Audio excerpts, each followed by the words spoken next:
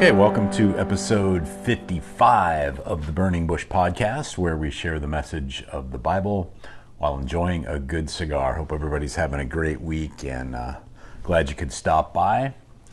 This week, I am smoking the Joya Black Toro, 6x52. So let's go ahead on over to the Joya de Nicaragua website and check out what they have to say about the Joya Black. Joya Black follows the footsteps of Joya Red, but takes the experience up a notch by incorporating a dark Mexican wrapper with Nicaraguan fillers. A medium-bodied, full-flavor smoke, especially designed and blended for the modern smoker. A balanced, rich, and pleasant smoking experience. Modern in spirit, fuller in flavor, and stronger in attitude. This cigar provides a balanced yet complex smoke, perfect for those who want more.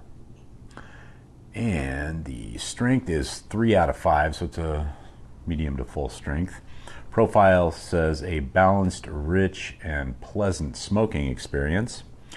And San Andreas Mexican wrapper, Nicaraguan binder, and Nicaraguan filler.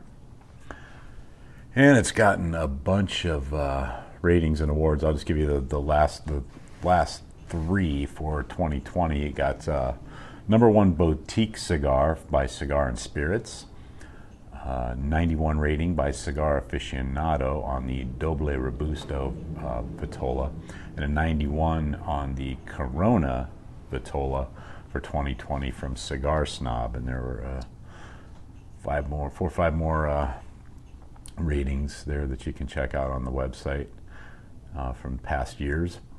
And the Vitolas are the Nocturno 6 1/4 by 50, a Toro 6 by 52, Robusto 5 1/4 by 50, and the Doble Robusto 5 by 56. So that is the Joya Black from Joya de Nicaragua. Interesting cigar. Got a little bit of a different profile than I'm used to, but still a decent smoke, so give it a shot.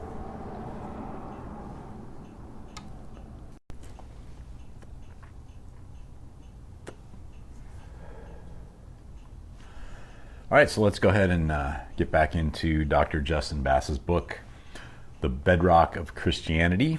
We'll finish out chapter 2 this week with a section entitled King Aretas of the Nabateans. Even if Paul did spend time in prayer and contemplation over the scriptures in Arabia, evidence from another autobiographical chapter in Paul's letters indicates strongly that he was also preaching to all in Arabia and Damascus that Jesus is the Christ, the Son of God. In 2 Corinthians 11, at the end of Paul's fool's speech, where he recounts all his adventurous journeys, sufferings, and weaknesses to the Corinthians, he describes his first and possibly greatest humiliation soon after his conversion.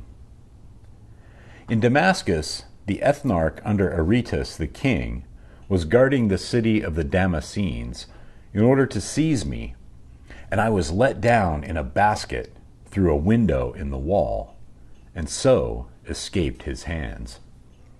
2 Corinthians 11, 32 and 33.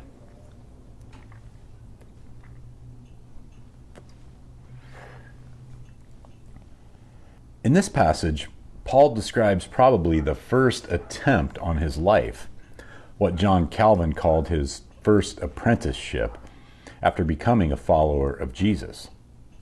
Its humiliating circumstances were no doubt seared into his memory, and according to many scholars, this may be another Archimedean point in Paul's chronology.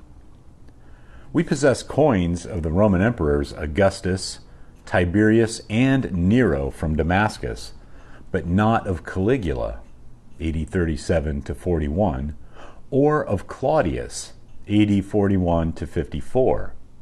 There is a gap between the years 34 and 62.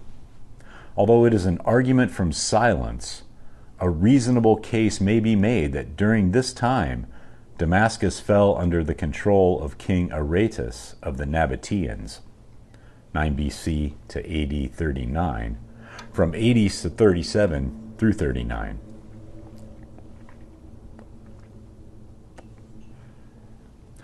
During this period, we also know from Josephus of some significant drama between Herod Antipas and Aretas, Jewish Antiquities 18.109 to 142. King Aretas' daughter had been married to Antipas, but he divorced her in order to marry Herodias, the same wife who prompted her daughter Salome to ask for John the Baptist's head on a platter, according to Mark 6:14 through 19. This led to war between Aretas and Antipas, with Aretas as the victor. Antipas later convinced Tiberius to command the Roman governor Vitellius to capture Aretas and bring him to Rome, dead or alive. While Vitellius was on his way to fulfill these orders, he received word that Tiberius had died on March 16th, AD 37, and called the whole thing off.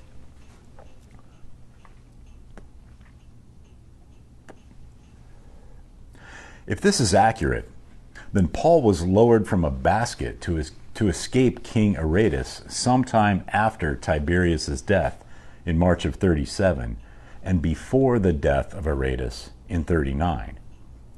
New Testament scholar Robert Jewett's chronology is even more precise. He argues that after escaping Aretas, Paul paid his first visit to Jerusalem in October of 37. Again, even if these exact dates are debated among scholars, what is a bedrock fact, according to Paul's autobiography, is that Paul did escape from Aretas by being lowered from a wall in a basket. Paul is telling the truth.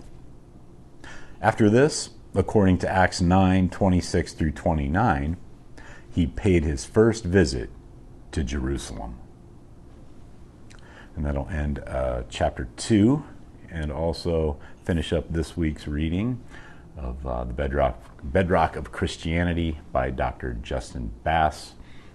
Be sure to check the show notes for a link to his website, where you can purchase copies of his books. Check out his YouTube page, which I'm proud to say I just finished making it through all of his videos. He has a bunch of videos on there.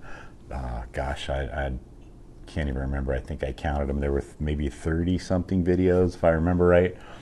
All, I'd say, an average hour and a half long. Some are a half hour, some are 2 or 3 hours long, but debates, seminars, interviews, sermons that he's done. So I worked my way through his entire YouTube catalog, and there's a lot of information there. So go ahead and check that out. You'll learn quite a bit. Also, check out the show notes for links to this week's cigar, the Joya Black, and groundworksministries.com for daily Bible studies and devotionals. And of course, as always, the Burning Bush merchandise store to pick up some t-shirts, mugs, stickers, magnets, things like that to help spread the word about the show. And always appreciate it if you tell your friends. So once again, glad you could stop by. Hope you'll be back next week. And until then, have a great day, have a great cigar, and God bless.